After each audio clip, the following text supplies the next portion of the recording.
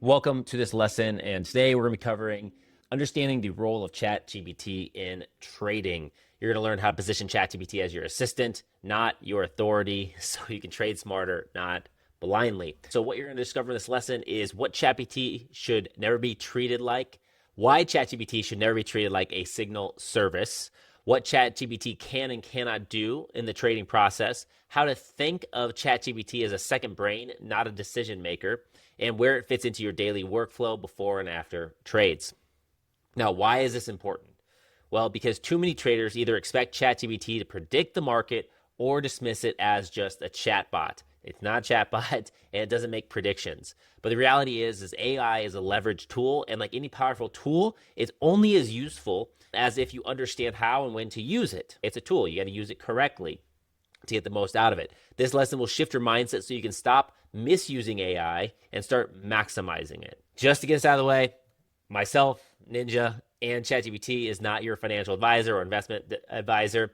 Let's get clear right now. ChatGPT is not a signal service, so it doesn't give signals or anything like that. It's not a licensed financial advisor. It's not a psychic. It's not emotionally aware. It's not connected to any sort of live charts or real-time market data. Garbage in, garbage out is going to be critical here. So you want to give it the best quality data and prompts, which we'll be covering in detail in the other lessons. Just so you know, it can't predict price, it can't manage your risk, and it can't make decisions for you, so don't expect it to. If you keep these things in mind, you'll have success. If you treat it like a tool to enhance your capabilities and abilities, then you'll be fine. ChatGPT is an incredibly powerful tool when you use it as a trading assistant, right? This helps analyze data that you provide, right? You're the brain. You're the main person. ChatGPT is just your assistant, okay? It does very well with pattern interpretation, so it can explain candles, indicators, and setups, maybe in a more thorough way than you could potentially explain or that you are educated on yet. It can draw from its resources to better educate you on what's going on.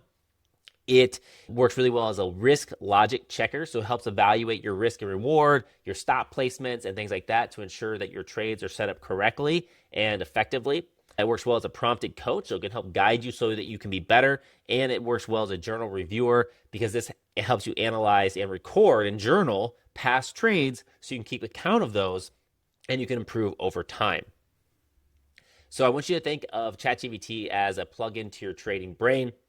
So on the left-hand side here, we have you. The right-hand side, we have ChatGPT. So you set rules and strategy. Okay, you set the parameters.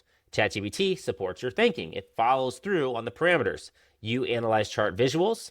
ChatGPT helps decode candle data and charts. You control risk and emotion, right? Ultimately, that's up to you. ChatGPT will help reinforce the logic you're using for trades and the discipline you've set forth.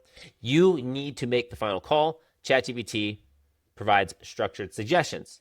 So ChatGPT will be like, hey, I might suggest this trade for you based upon the data that you describe, based upon your trading style.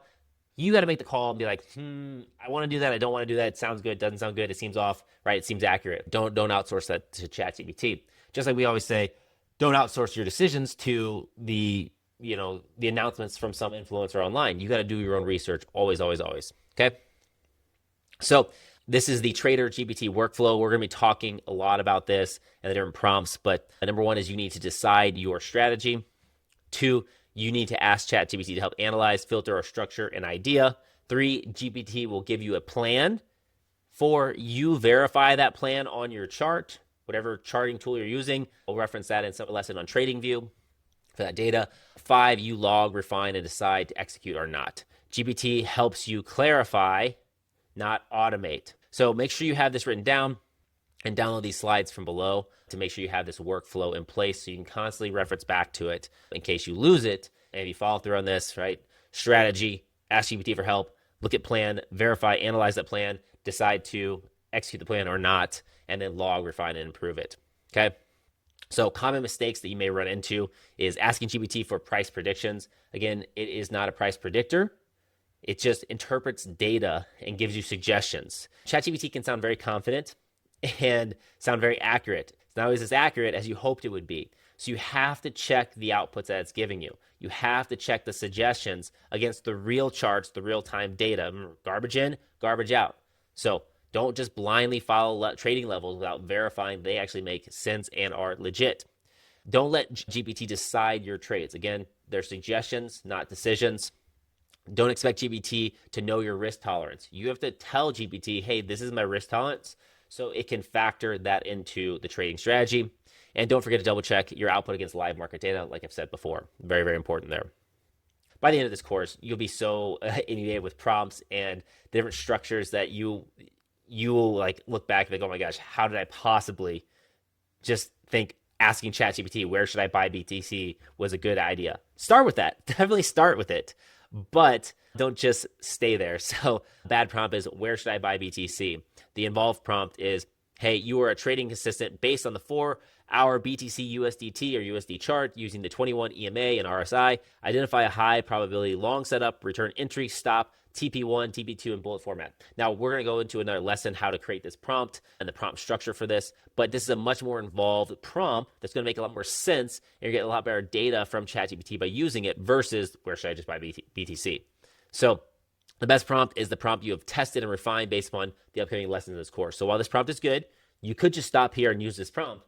I'm going to teach you how to refine that prompt to cater more towards your strategy and so you understand what's going on behind the scenes there. Okay. So here's a quick exercise. We're going to ask ChatGPT, what are your limitations when it comes to trading support? How should I use your responses in my trade planning process? And we're going to write this answer down. So let's go over here to my ChatGPT. Okay, so I am going to be using ChatGPT 4.0. We talked about this in the lessons on which models. I recommend getting the paid version so you can get the up-to-date models. You can get more accurate stuff and get more queries. You can use the free version. The paid isn't necessary. The free is useful, but it's just not quite as powerful. So we're going to go over here, and I'm going to copy this in there. Here we go.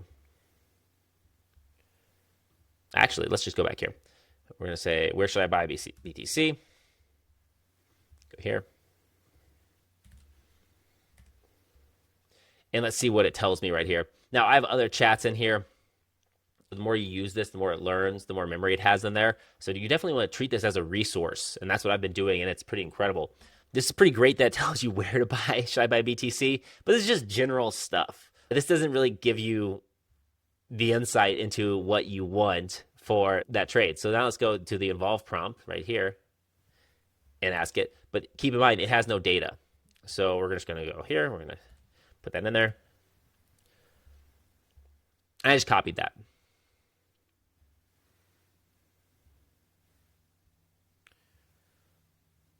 Okay. So right now, it doesn't give us any data. There's nothing important here, right?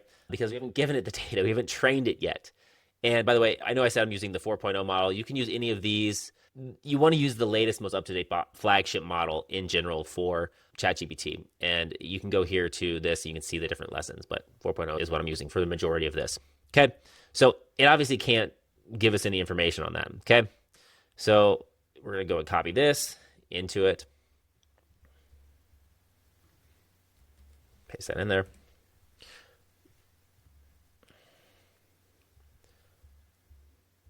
Okay, so here's the information. What are your limitations when it comes to trading support? How should I use your responses in my trade planning process? So you want to take note of these things. This is very important. So no live data, no future predictions, not a registered financial advisor. This is just educational things only. Context dependent. My accuracy improves when you give me chart time frame, indicators, price context, your trade type. And we're going to work through all of these in later lessons. No emotional intelligence in markets. I don't feel fear or greed, so I won't detect market sentiment shifts that experienced traders might pick up intuitively. Okay, so you can understand how to use my response in your trade planning, second opinion, clarify, build repeatable systems, analyze scenarios quickly to stay disciplined. Fantastic. It just gave us the roles and responsibilities there. And you've started building your ChatGPT model. So that's going to be it for this lesson. You now know that GPT is not a signal service, it is a powerful thinking partner. You know that what it can and cannot do in the trading process. You know how to properly position GPT in your pre-trade, in-trade, and post-trade routines. You know that you are the trader. GPT is not the trader. GPT is not a financial advisor, and you have the final decision to make. GPT just helps you think clearly, act decisively, and improve faster. So when you use it as such, you will get the best results. And there's a ton of lessons where we'll be covering all the different ways you can use that. So that is it for this lesson. I will catch you in the next one. Peace.